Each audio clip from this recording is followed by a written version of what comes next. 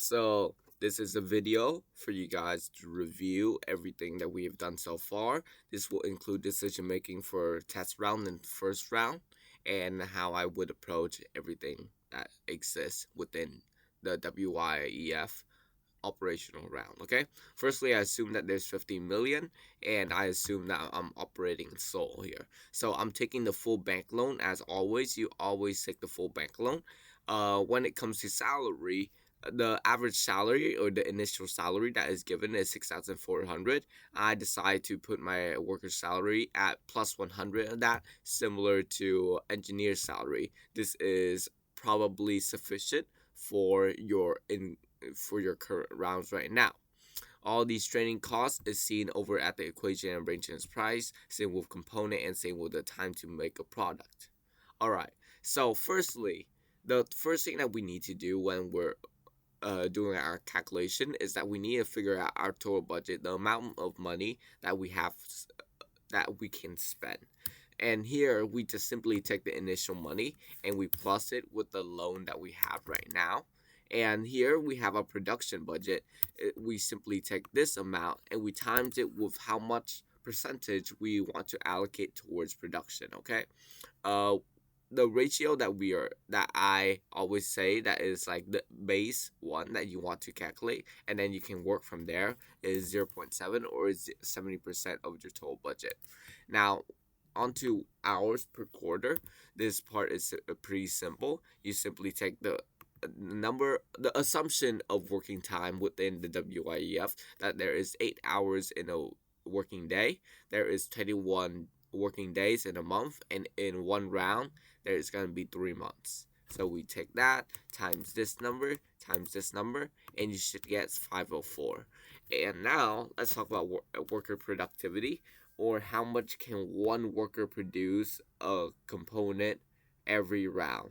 So simply you take this, firstly, you take the number of hours, divide it by the numbers of hours to create one component, and then you, no, uh, yeah. And then you divide it by the amount of workers needed in order to create a component, which is would give you 168 component per quarter per worker. And same thing that we have to do here. We take the amount of hours, we divide by the amount of hours to create a product, and then we divide by the amount of engineers required to create one product with that amount of hours. So you should be able to get somewhere along the line of 42. Now we have to figure out our worker salary per term. Is this recording? Yeah, it is still.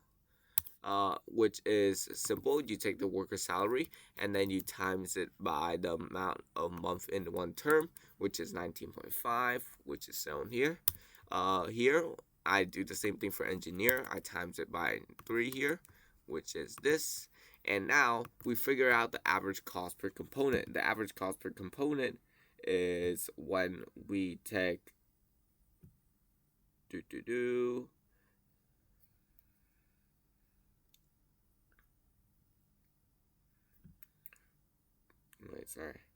is firstly we take the labor cost, which is bracket bracket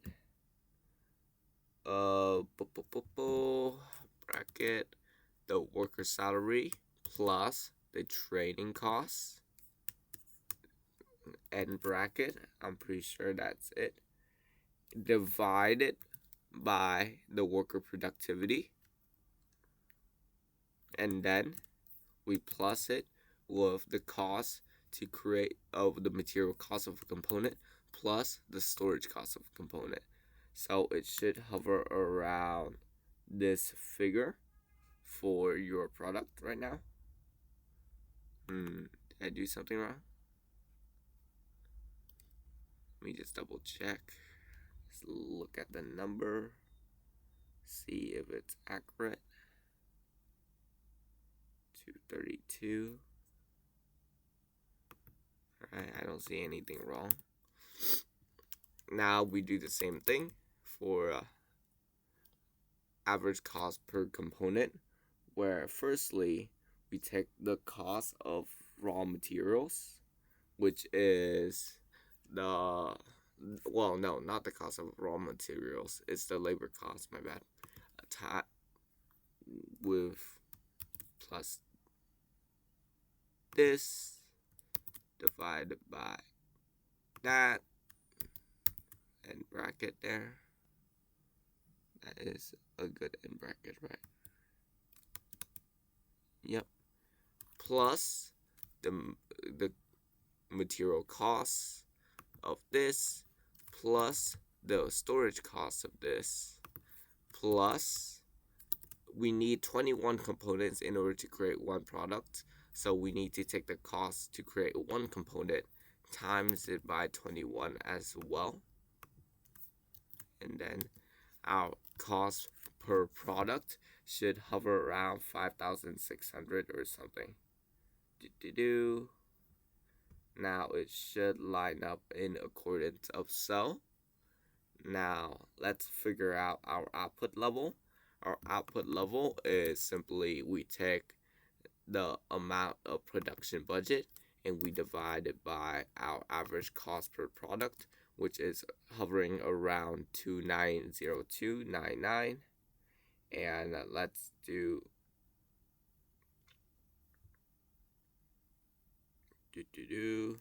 the roundup function.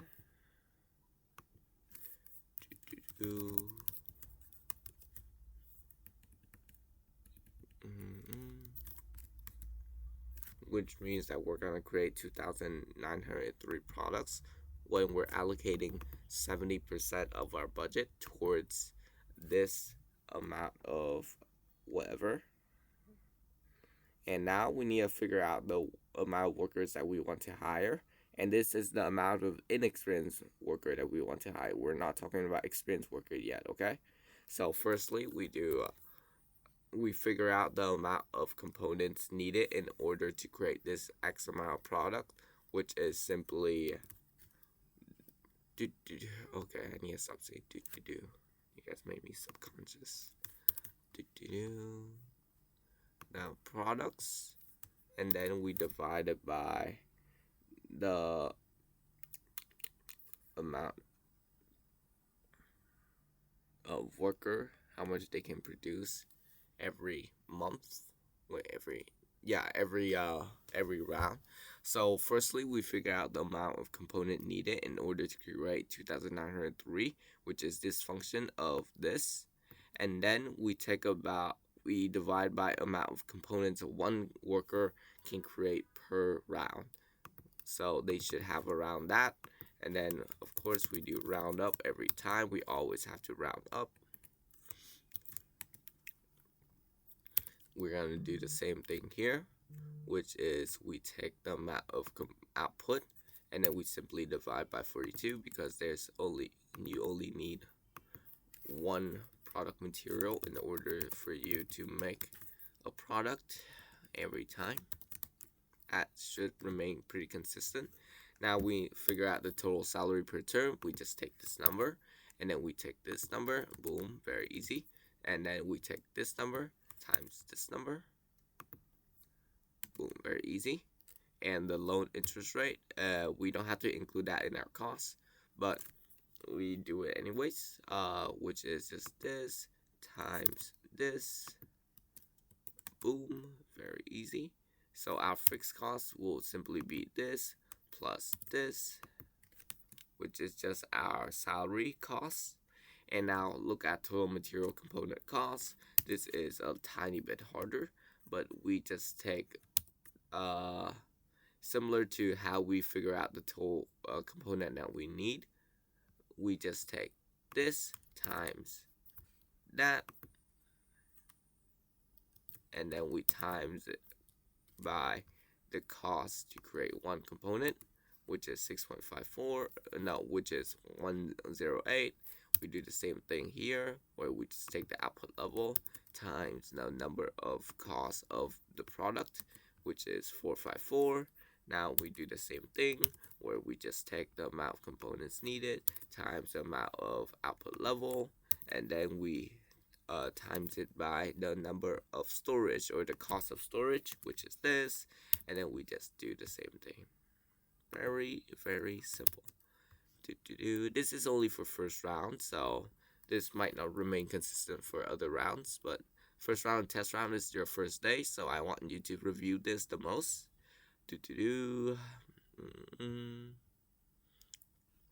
Wait, I'm slow. Where is it? I just forgot. Forgot midway, which is the variable cost, which is this plus this plus this plus this is this, and then the total cost. I forgot trading costs, which will be this amount times this, and then this is for worker, and this is for engineer. This times this, boom, and then the total cost, fixed cost.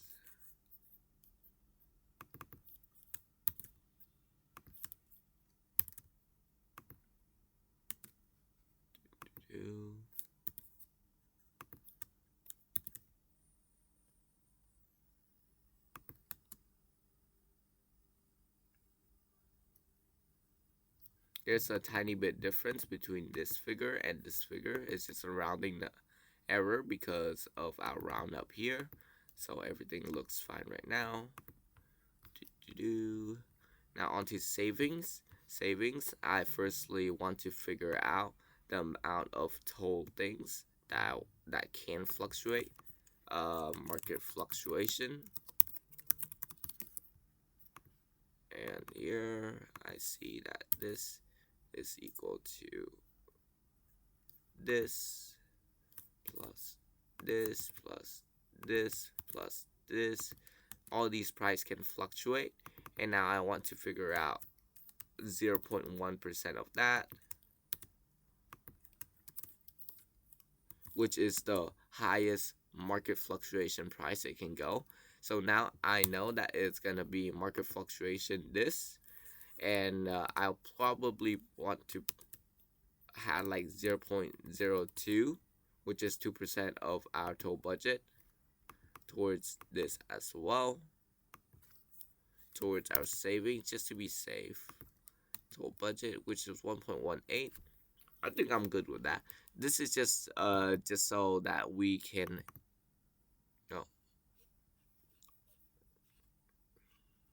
what happened? Let's say trying to reconnect.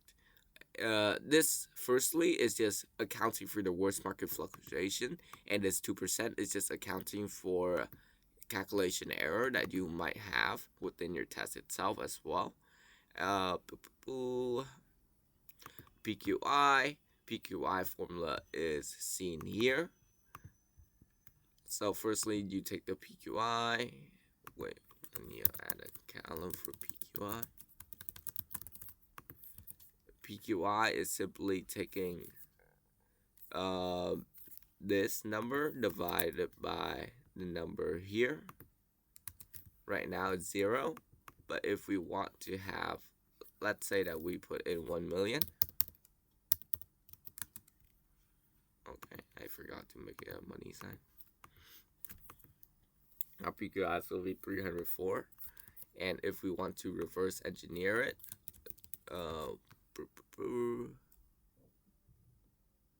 we just take the amount of PQI that we desire, so which is like around, let's say we want 200, right? We divide it by the amount of, no, we times it by the amount of products that we're creating. And so for us to have around that figure of 200 PQI, we want to invest this amount. And let's say that I want to invest to the maximum that we talked about, which is around 400. We need 1.1 mil. Okay. Same thing with this, where I can reverse engineer. Let's say we want like 1,000, right? We times it by the amount of total of worker, which is this plus that, which is 433, and that would give us 1,000 PQI. Management. Okay, something went wrong again. It's all fine. This thing not loading. Hello.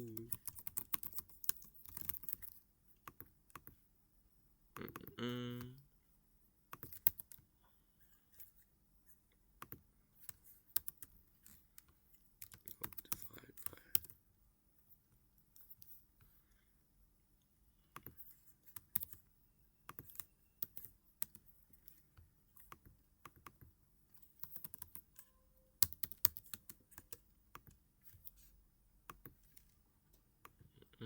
A marketing investment. The rule of thumb of marketing investment for me is that they should hover around these, the leading number here, and so I would say that I would put like 1.2 mil here. There's no index for it, so it's a little bit more difficult. First round, I decide to only operate in one location, which is Seoul. So I get one sales region, one market report. I can get more market report from other region, so I might do that for like 2, because I just want to gather more information overall. I think that's good. And then I take this, I plus this, I plus this for my total investment costs. And then my sales agent, I know that the cost of the sales agent is this times the amount of sales to add one sales agent, which is 300,000, which is going to be that. Same with market report. I'm pretty sure the market report cost is afterwards, so we don't have to worry about that when we're doing our calculation. I'll look at it in more details, or I'll check it right now actually.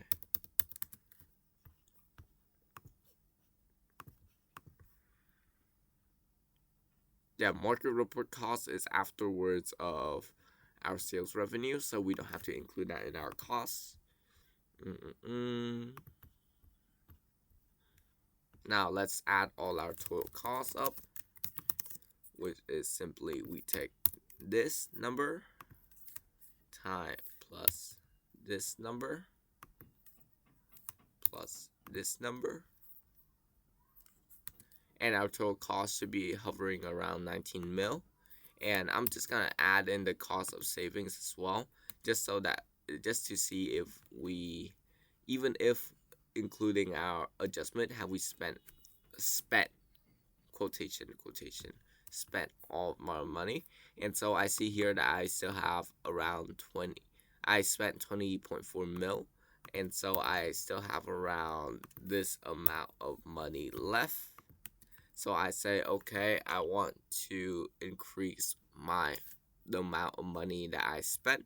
So this is pretty simple. We simply take the ratio up. So we spent 75% of our total budget towards production instead of 70%. Every number of like productivity should remain the same. The only thing that changed will be output level, engineer, whatever, salary, whatever, right? And here we see that our index also lowers because we increase our production. And so we see that our total cost here jumped up from 21.6 mil to 1.6 mil. And so I say that, okay, I sell 1.6 mil even though my PQI hasn't dropped down that low. So I'm deciding to allocate around 80% of my total budget towards production. And see, there's only a 400 difference here. And I see that I have to increase my PQI up to 494.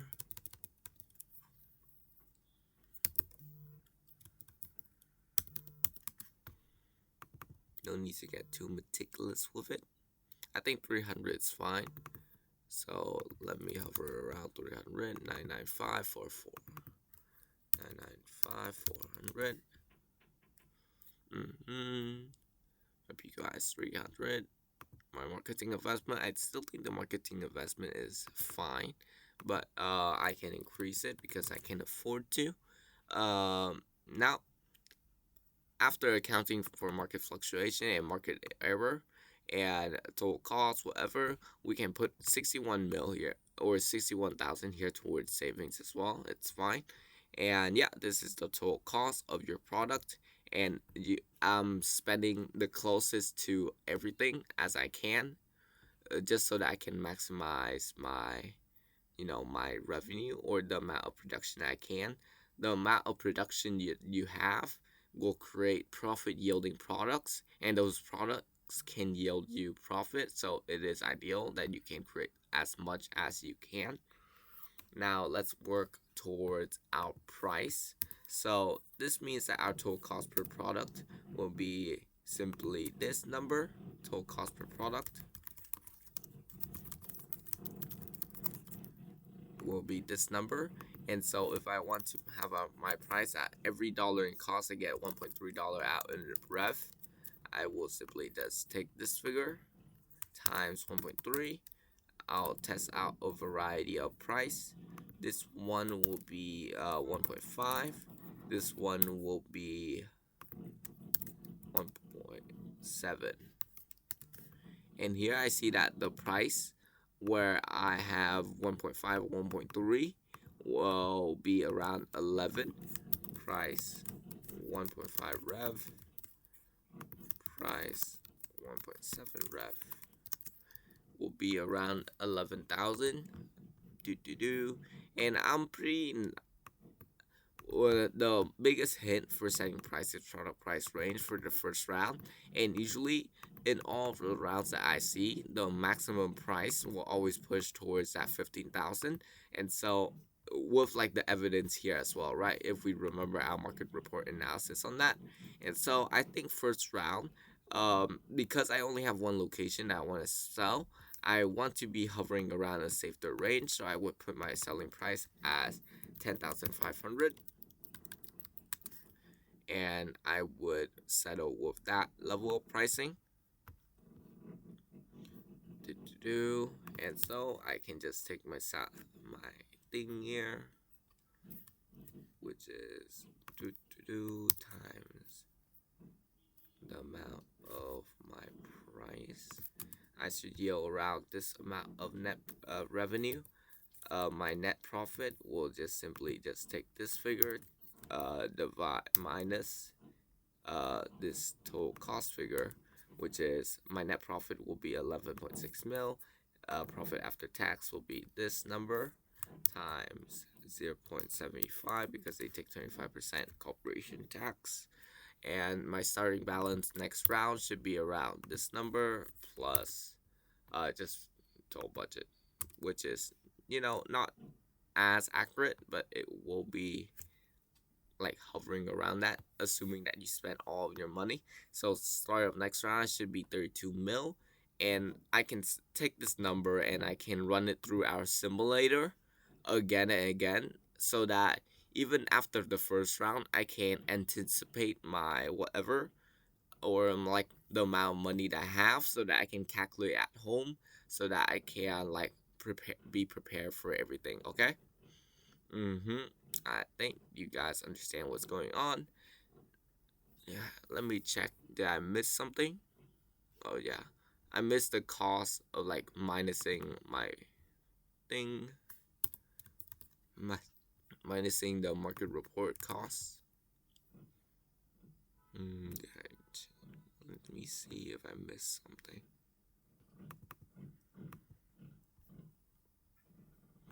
It's definitely not labeled that well. First round you don't have to worry about patent. First round you don't. I would suggest that you don't expand to another region.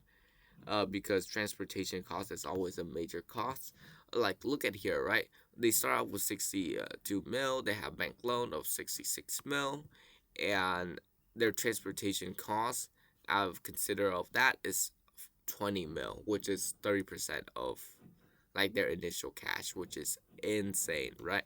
You really don't want that high transportation costs if you can avoid it. some teams that we've analyzed, which is especially the Hanoi team, has found that we can avoid it. Okay, now on to looking at prices and market report analysis. I want you to look at team number 37 here. There, which is our team. They have the price of 11,500, and they sold 1,205 products. They sold out all their products, right? And when we're trying to look at the market report, we're trying to look at teams that are performing well. And when we're looking at teams that are performing well, we're looking at high sales figure and figure that are nice rounded number, which indicate that they sold out because it is just like a nice rounded number to base off, right? I think you guys know the logic behind it. And see here, I see team number 28 and team number 36. Team number 28 has a higher marketing investment, a lower PQI, and lower management index, and their price is at 14,000 even, which is 2,000 higher than us. It's significantly higher, and they sold at the sales volume at perfectly 5,000, which is a great indicator that their demand is higher than the price.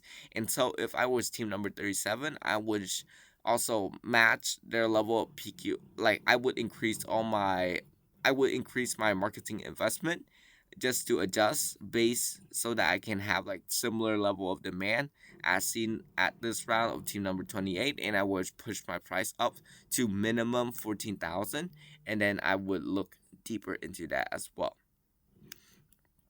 And yeah, these market reports are great clues on how your team can do and how your team can perform, similar to team number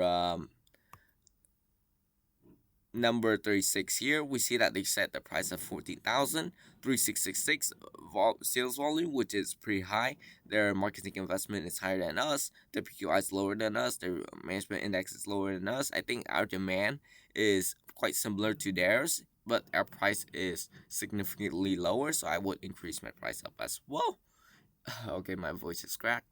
And the thing that I want to also make emphasis of is test round. When we're seeing test round market report, right? These figures might be misleading in a way because, as I said, right, you can use the success of previous round and or like previous team's round or the team with the previous success. Okay, I just forgot English for a bit, but you can work and make decision based on the information that you're given in that market report analysis. But in test round, people will do decision making a little bit differently. Let me demonstrate you why, right? See here, I'm confident with the price of 1,500, but as a test round or somebody that want to go into test round, right? I'm not too sure if 1,500 is the maximum cap where my demand is equal to my price, right? Maybe my demand is higher than my price. Maybe my demand is lower than my price. And in the test round, because there's no risk involved, I would set my price even higher, such as 11,300, just to see, right? Just to see how I would do. And so I would set my price like that. Even though in my round I would set my price at 1,500, and even though if I were to gather important data that would suggest that 13,000 is a viable price to sell, I would still be hesitant to apply that knowledge because every other team is going to do the same thing. They're going to be a little bit more hesitant because they don't want to, they don't want to like screw up in their first round, so they would do things such as be more conservative with the price. So they would probably drop their price down to not 10,500 anymore, but like around 11,000, somewhere along that line, just to be safe, And so I would do that. Test route, look at the market report. Still, the market report gives you a lot of great hints. The test round is the same case as the actual round. And yeah, that's all I want to tell you. Have fun on your first day. Have great calculation on your first day. Double check everything. And because there's gonna be two people, one is gonna calculate, one is gonna make that decision making. Even if you're calculating, I want you to always test out, always ask, always question every single decision that is being done to see if it's logical or not, okay? Keep each other accountable and have a great test or have a great competition. All right, see ya.